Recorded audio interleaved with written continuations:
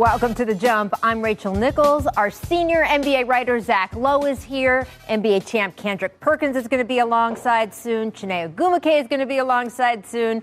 Also coming up, will Miami find similar success outside of the bubble as they did inside? We will discuss that shortly during our Heat Team Preview segment.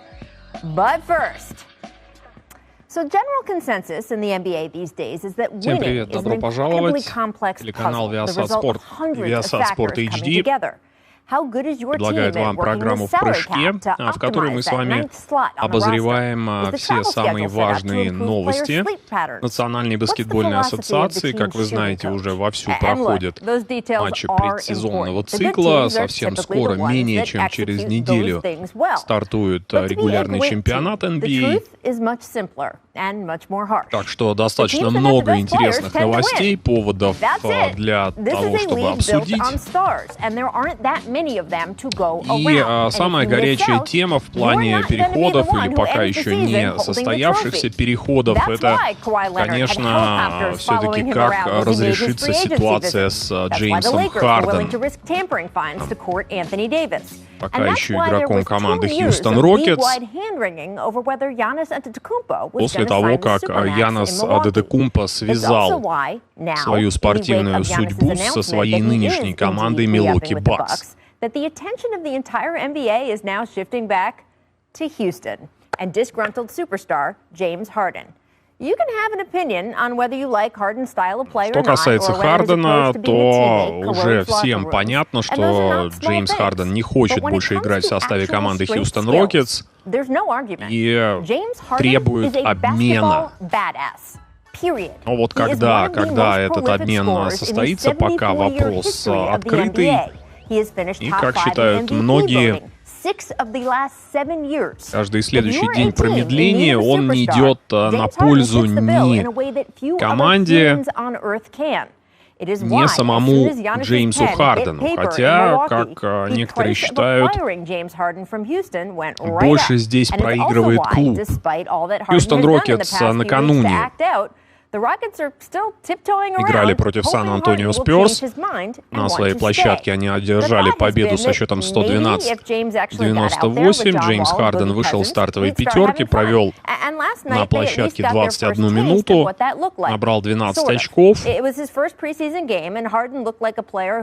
Но, тем не менее, все понимают, что Харден хотел бы продолжить свою карьеру в какой-то другой команде.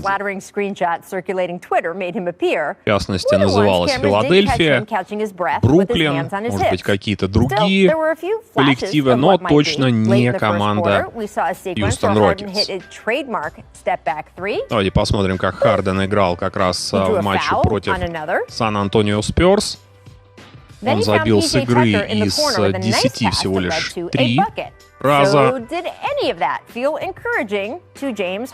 4 штрафных из 5 реализовал, 3 подбора, 4 передачи, 2 перехвата, 3 потери, 12 очков за 21 минуту. Ну, такой обычный матч предсезонного цикла.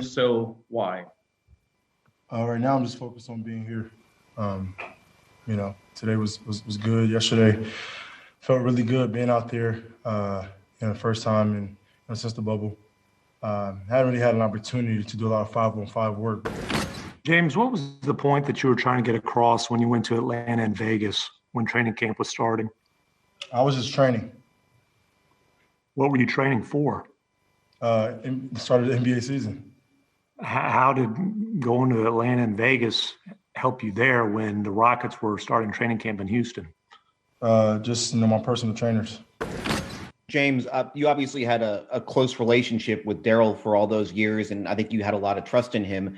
Do you have that same trust in Rafael Stone that he can put pieces around you?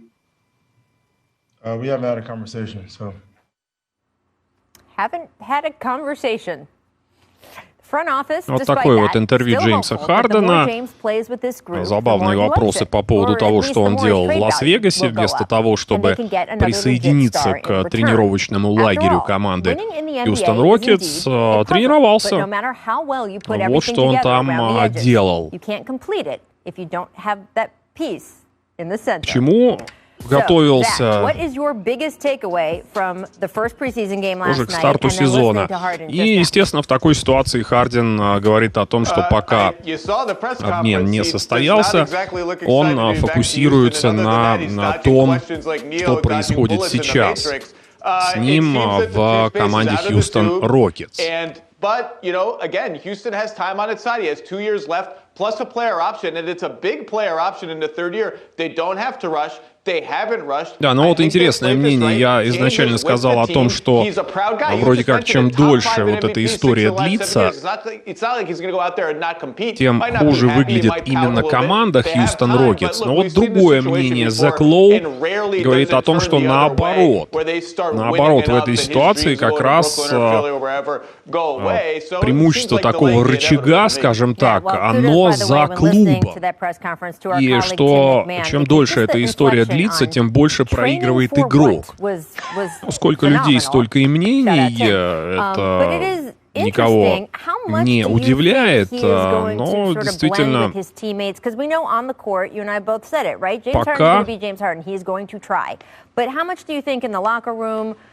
пока решения нет, и, соответственно, пока Хардену приходится, скрипя зубами, тренироваться и играть в составе Хьюстона, такое ощущение, что немножечко так задобрел Харден, да, может быть, 5 килограммов за короткое время межсезонья накинул. Может быть, где-то подкачался, где-то наел, но, в общем, стал так явно побольше, погрузнее где-то. Я не думаю, что это так уж скажется на его игре, но, тем не менее, вот эти изменения в габаритах, в антропометрии, они даже где-то бросаются в глаза.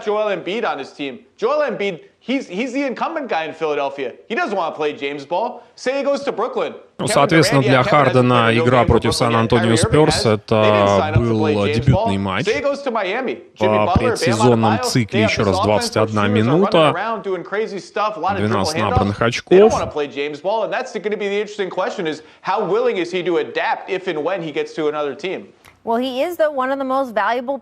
Что касается команды Сан-Антонио, Лонни Уокер 17 очков, 13 очков набрал Мюррей, 12 очков Ламаркус Олдридж.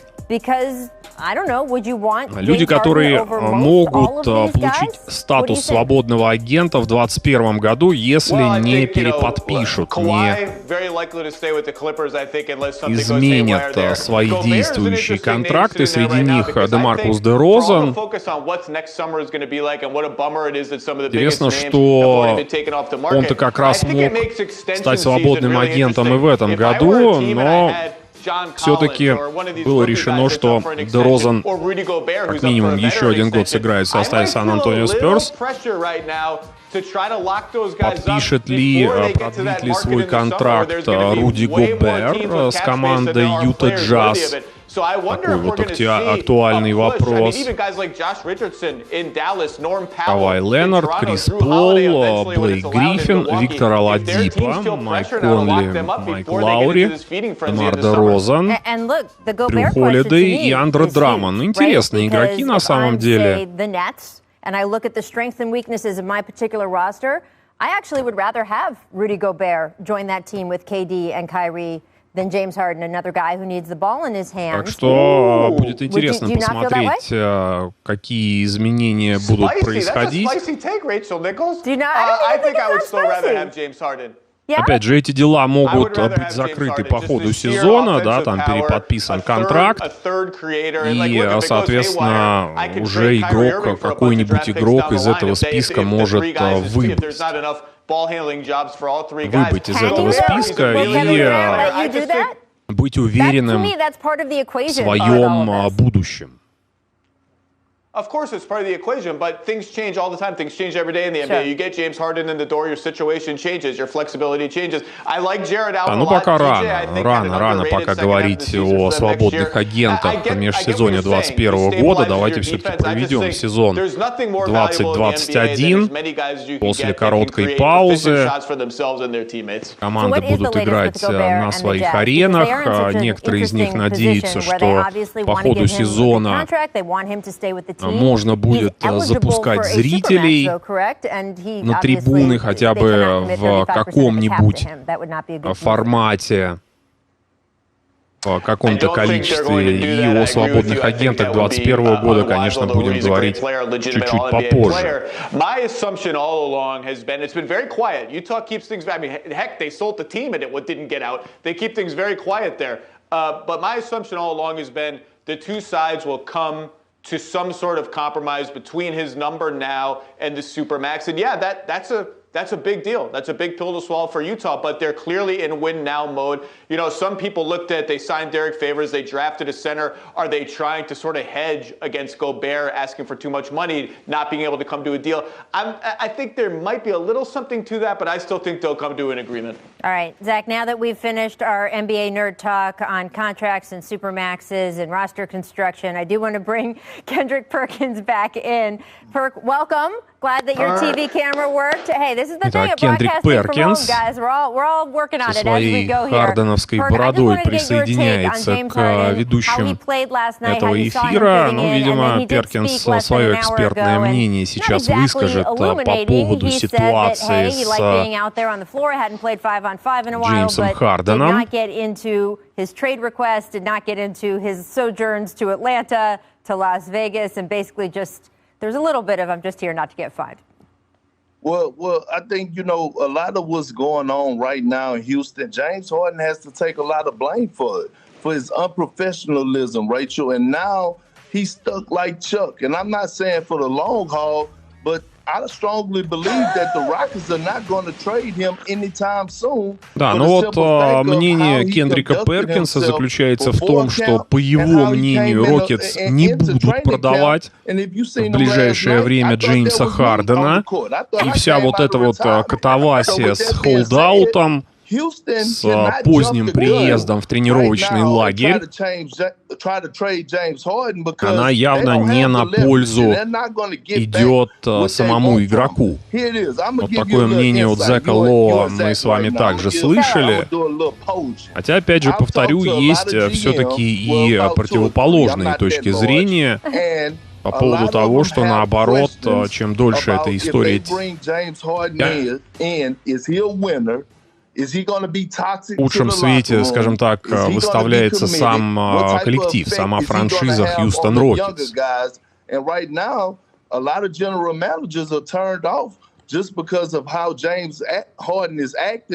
Еще раз вопрос по поводу дебютного выступления Хардена в первом матче предсезонного цикла. Еще раз можно сказать о том, что за 21 минуту игрового времени на площадке Харден набрал 12 очков, 3 подбора, 4 передачи, 2 перехвата, 3 потери. Даже в таком коротком предсезонном цикле, когда команды проводят меньше матчей, чем обычно, обычно у нас предсезонный цикл это может быть и 5, и 6, и 7 матчей, то здесь буквально там по 3, по 4 и все. И действительно, учитывая, что регулярный сезон начинается менее чем через неделю, предположить, что за это время Хьюстон успеет организовать вот такой вот сложный обмен, все-таки, мне кажется, на это рассчитывать не приходится. Это будет слишком такой невероятный, слишком фантастический сценарий.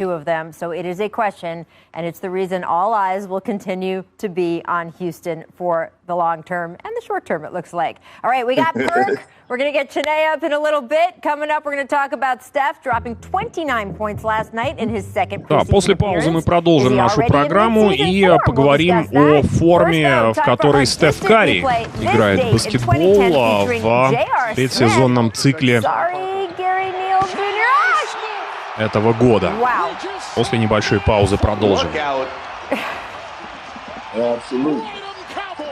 That is just brutal. Bring back the powder blue. Bring back the powder blue. J.R. Smith with the time young JR and don't get in his way.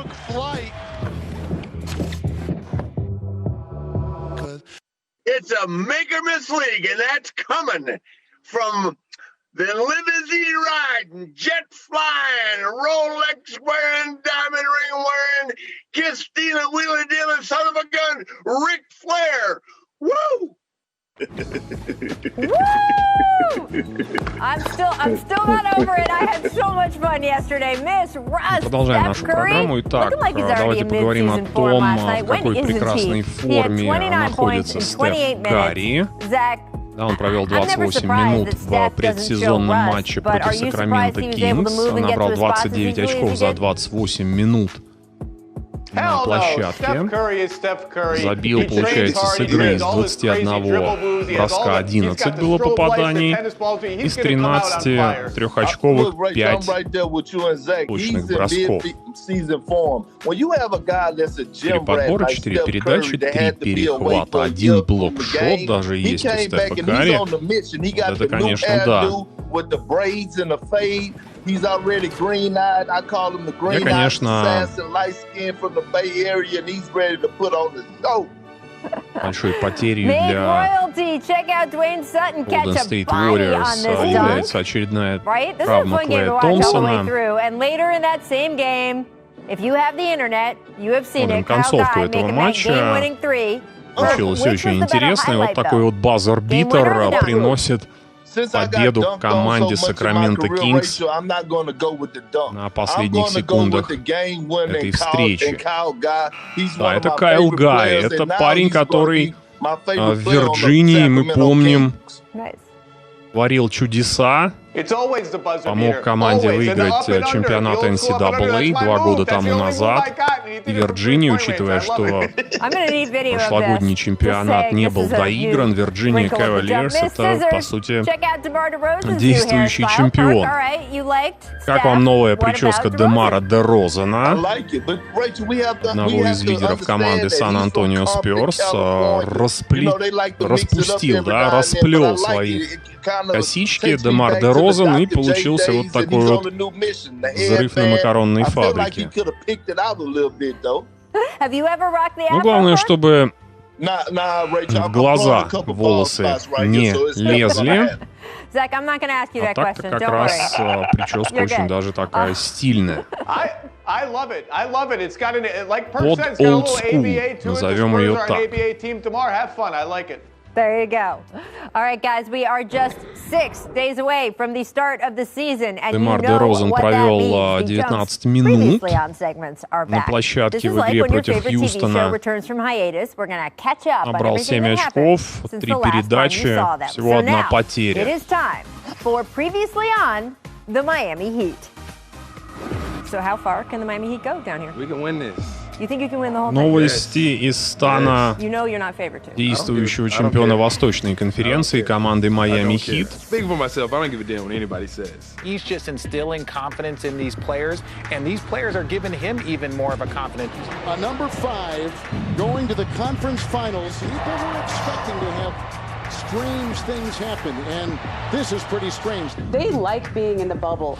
Working against Butler, got downhill, couldn't punch it. Вспоминаем фрагменты классного для Miami Heat окончания прошлого сезона. You serious? Yeah, because I mean when it was just like a big clap and 2 of my fingers went up. It's one of the top 5 blocks that I've ever seen. Here a long three-pointer. Bang! Отличная серия против команды Boston Celtics, которая, может быть, перед ее началом считалась фаворитом. Вот такой вот он Тайлер Хиро, Джимми Батлер и остальные лидеры команды Miami Heat. Да, ребятам понравилось играть в баскетбольном пузыре.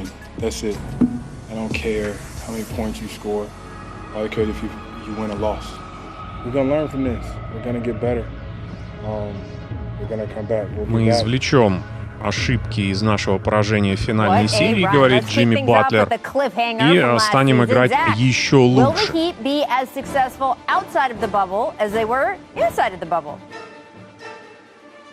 Да, будут ли баскетболисты Miami Heat также успешны вне пузыря, как они были успешны в пузыре, потому что Опять же, все-таки в начале сезона план таков, что все команды будут играть на своих площадках, там, без зрителей, с минимальным количеством болельщиков, но именно на своих площадках.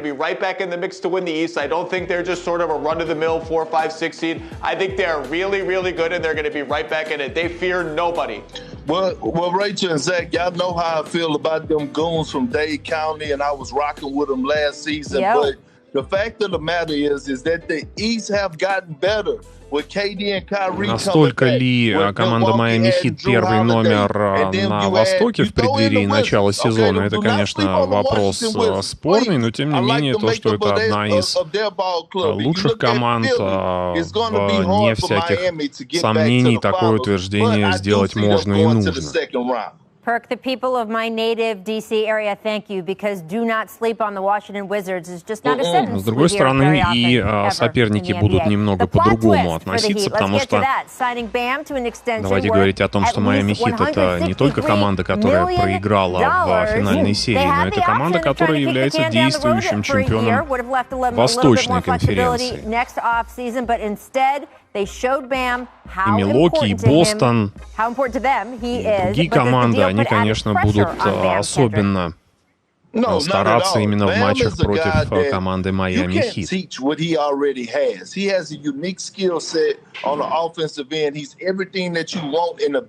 ну вот, испытывает ли Бэм Адебайо давление, которое, может быть, сейчас будет оказываться на него после того, как он переподписал контракт? Будет ли он чувствовать такие обязательства сыграть, может быть, даже еще круче того, как он выступил в плей-офф прошлого сезона? Perk nailed it. Bam didn't get this contract by chasing points. He didn't get it by chasing numbers. He didn't get it by caring about his stats or all the things we think about when we wonder, is the guy going to be worried about living up to his contract? Bam got this contract by playing to win, period, by trying to help his team win. All he has to do is play the exact same way he's always played, and I agree with Perk. I think we're going to see more of his jumper because I think that's coming. I think соответственно, мнение таково, что если Бэм Адебайо сыграет так же, как он сыграл в своих лучших матчах плей-офф прошлого сезона, этого, по сути, будет достаточным для того, чтобы он оправдал свой новый контракт. Segment, he's got to move, so I'm just waiting to see it on camera. Here are the games that Heat fans will need to binge watch this season. In the first half, we are all pumped for their Christmas Day showdown with Zion and the Pelicans. Давайте вспомним вот такое вот красивое расписание у нас матчей на национальном телевидении. Which East team do you think poses the toughest matchup for the Heat? С участием команды Майами Хит, то есть эта команда достаточно часто будет попадать в самые топовые слоты топовых каналов, которые вещают на всю Америку как минимум. И это, на самом деле, это комплимент. Это, безусловно, комплимент игре и тому, как команда Майами Хит сыграла в прошлом сезоне. Какой будет самый сложный для команды Майами Хит соперник внутри Восточной конференции? Вот в чем вопрос. Да, Бруклин еще с звездами Кайри Ирвингом и Кевином Дюрантом. Безусловно, команда, которая будет входить в число фаворитов Восточной конференции.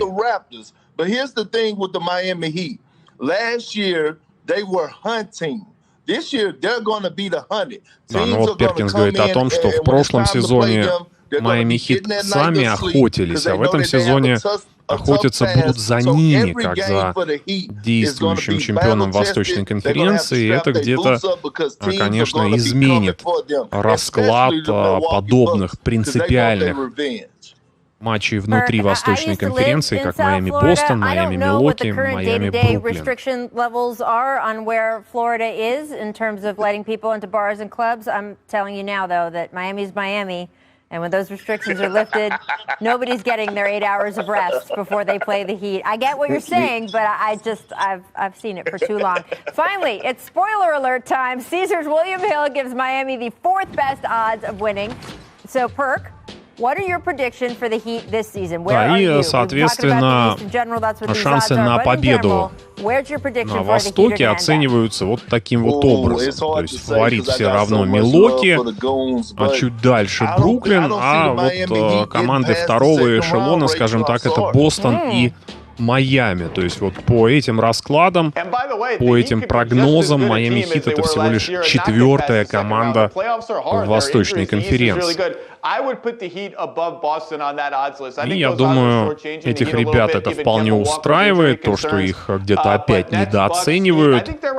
Так легче будет играть, нежели чем если бы их ставили на первую строчку и называли безусловным фаворитом всей Восточной конференции. A very good NBA writer. I don't know if you guys have heard of him. His name is Zach Lowe. I think he's really going to be something in this business. He gave us his 5 most 5 самых интригующих игроков сезона по версии Зака Лоа. Нас с вами ждет вот такой вот интересный список в следующем сегменте сегодняшней программы. Go read the piece and then stick with us.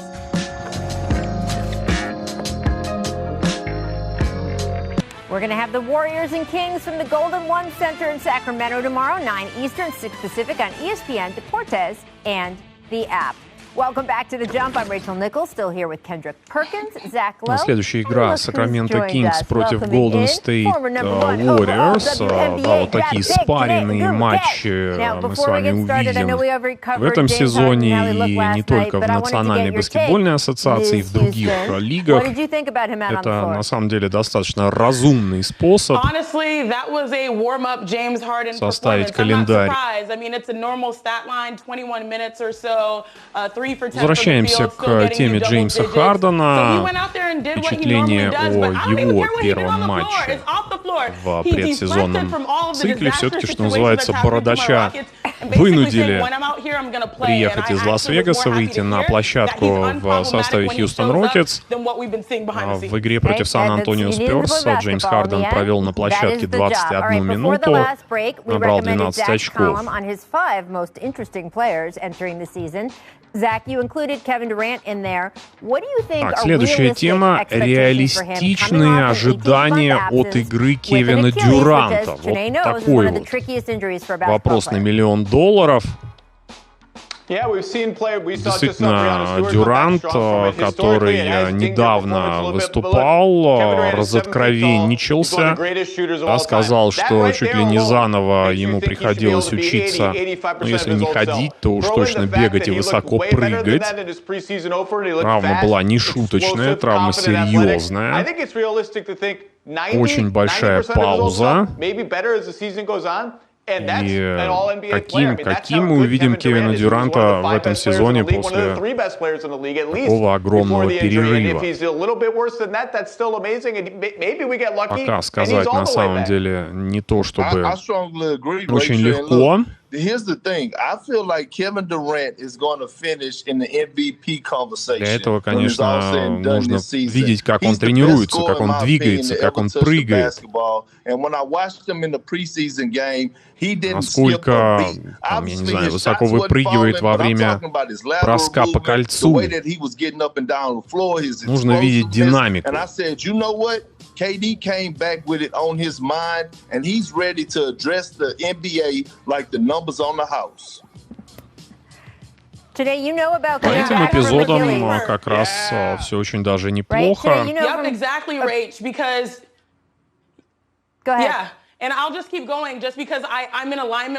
Бруклин у нас, получается, провел один предсезонный матч, в котором команда обыграла Вашингтон Уизардс со счетом 119-114. Дюрант сыграл 24 минуты, набрал 15 очков. И подбора 3 передачи, 2 блокшота. Кайри Ирвинг 18 очков. Спенсер Динвиди также вышел в стартовой пятерке вместе с Джо Хэррисом. Плюс Деандре Джордан центровой. Ну, примерно такой состав вроде как и планируется использовать в регулярном сезоне. Давайте посмотрим, что дальше у выступлена по расписанию после победы над Вашингтоном. Гостевая игра 19 декабря против Бостон Селтикс и последний матч предсезонного цикла дома против Golden State Warriors, против бывшей команды Кевина Дюранта. Очень короткий цикл этот предсезонный. Так, вот возможная ротация. Ирвинг Хейс не Динвиди, а Леверт. Дюрант Джордан. А Динвиди как лидер скамейки запасных.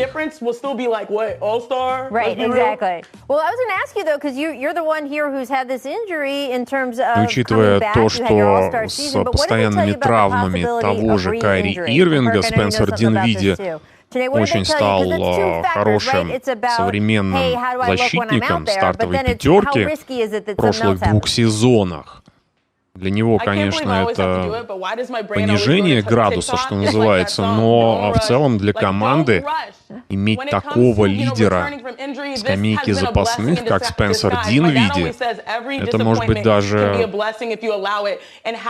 самое сильное будет звено Бруклин Нетс. Скамейка запасных.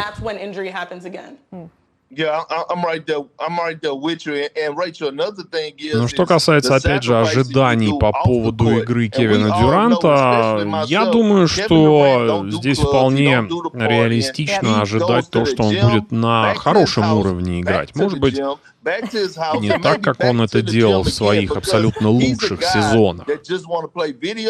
Хотя тут отдельный вопрос, что считать лучшим сезоном, какой год.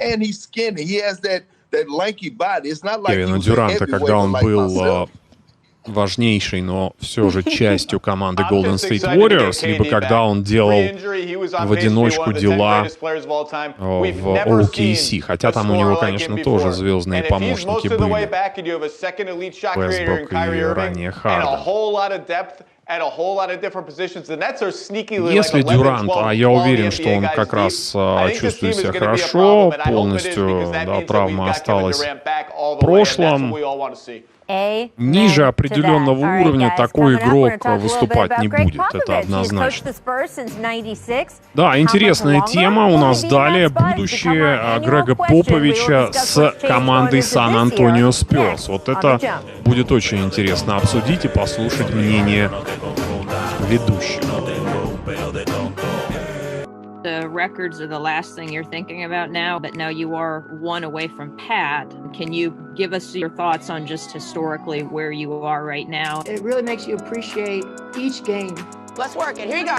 You know, so like 1,000 games, you're like, whoa, how'd that happen? Each game is so precious. Passing Pat Summit, win number 1,099. I've gotten so many messages from people. That's been so exciting. The new career wins leader. Really hope Pat Summit is looking down and saying, you know, good job, Tara, keep it going. Congratulations, Stanford coach Tara Vanderveer, who set the women's NCAA career wins record. Да, ну что же, Тара Вандервир обогнала саму Пэт Саммит по количеству побед в качестве главного тренера мужской либо женской, ну в данном случае женской баскетбольной команды в истории первого дивизиона студенческой баскетбольной лиги NCAA. Это, конечно, большая история. Это тренер женской баскетбольной команды университета Стэнфорд. Как раз Чинни Агвумики, которая выступала в составе Стэнфорда, особенно довольна. Вспоминаем, как это было. Агвумики — это игрок передней линии, высокорослая баскетболистка, хорошо действующая в трехсекундной зоне. Woo. I'm hyped. Y'all can't tell me nothing. No, And oh, is that me? Oh my gosh, what? Обогнать Пэт Саммит, это, конечно, нужно было постараться, как-то достаточно неожиданно это произошло. В самом начале этого чемпионата NCAA среди женских команд. And by the way, shout out also to Stanford's own man. This dunk. Janae, please, could you narrate for us? Can you do the play-by-play, please? Yes. Дамочка She got the steal. вонзила, Fast break. еще и не беря во вторую руку, еще играя в goggles. Вот это да. Fantastic. For those who don't know, that's Stanford women's basketball, #1 team in the nation. Go ahead, Perk. So effortless. Watch them work. That's all we got to say. All right, I want to move on to the San Antonio Spurs. Greg Popovich, and they faced the Rockets last night. They're looking to rebuild after большая тема. Какое будущее Грега Поповича с командой Сан-Антонио Спёрс? He would go coach the Olympic team. Then the Olympics, of course, didn't happen. So him just going off into the sunset to only have that job doesn't seem like quite the thing it was. Да, соответственно, Грег Попович не отказывался от своей работы главным тренером Олимпийской сборной США, и он вроде как будет ее тренировать на Олимпиаде в Токио, которая состоится летом 2021 года.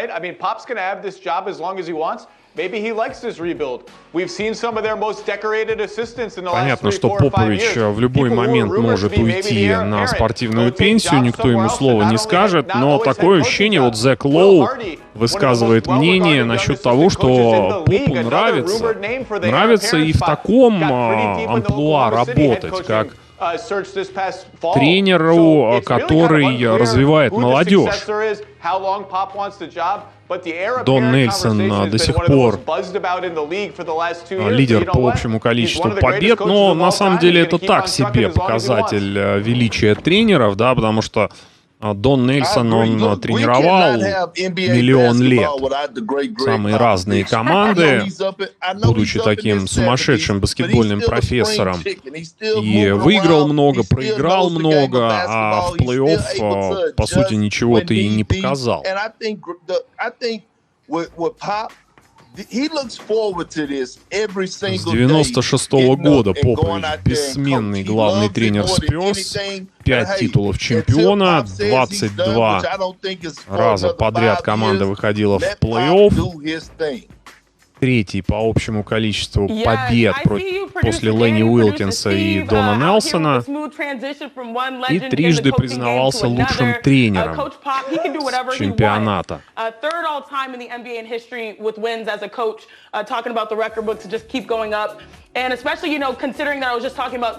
общем, как Попович захочет, так и будет на самом деле. Решит он доработать этот сезон, потом завоюет, например, со сборной США золото Олимпиады, как вариант, или не завоюет, и уйдет уже на покой, да, на спортивную пенсию. А может быть, вернется на следующий сезон и продолжит работать с молодежью уже внутри команды Сан-Антонио Спёрс. The question is, how much longer is this still interesting to him? How much is this give him an opportunity to be intellectually curious? How much does he want to do it with all the travel and the trekking around? В таком случае, конечно, бывшему игроку сборной России по баскетболу Бекки Хэммон придется еще подождать своего шанса стать главным тренером клуба НБА. We're going to talk about Damian Lillard and Jamal Murray's prospects as all-star selections. But that Western Conference field is crowded, folks. It's crowded out there. First, though, here's a distant replay. This date, 2016. Do you guys remember this version of Blake Griffin? Вспоминаем супер-данк Блейка Гриффина после передачи Криса Пола. А после небольшой паузы наша программа в прыжке вернется в эфир.